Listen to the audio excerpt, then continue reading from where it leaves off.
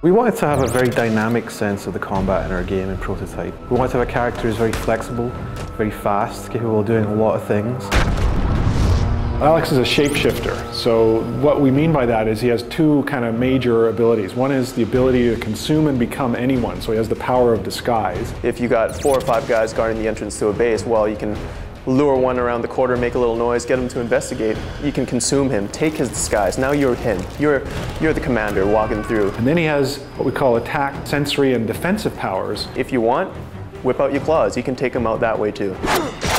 We actually have a weapon called Blade, which is one of your limbs turns into a huge razor-sharp blade. And that's not so useful against crowds, for example, but it's really useful against heavily armored opponents like tanks or APCs, where you can really just rip through the armor really quickly. We want the player to feel the satisfaction of being able to slice his way through obstacles.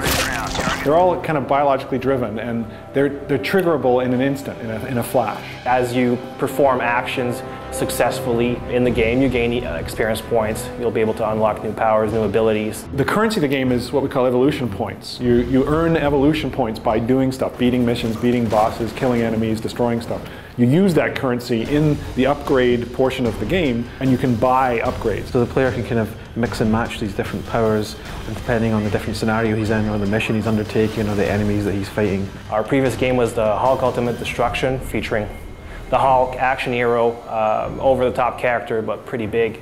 Alex Mercer is much smaller in size, much more agile. Movement in our world is an extremely important part of our game. You can literally run up a building, 80-story skyscraper, pile drive into a helicopter that's maybe 20 stories below, hit the ground, and while you're falling to the ground, transform into your full body armor with, say, a blade arm and start running through the crowds, because blade arm is great to drag behind you through a crowd, as you might imagine. So we wanted to have powers which make the player basically just feel really powerful and really well equipped, like a deadly character. The way he flips over the lip of a wall or around a sign is all done automatically.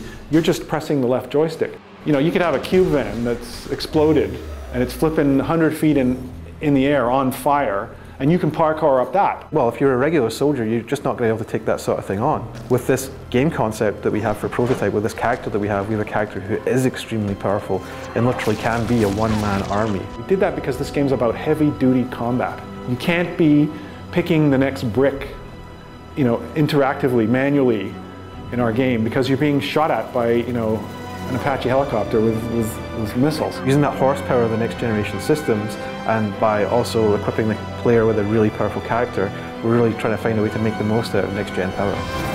Contact over.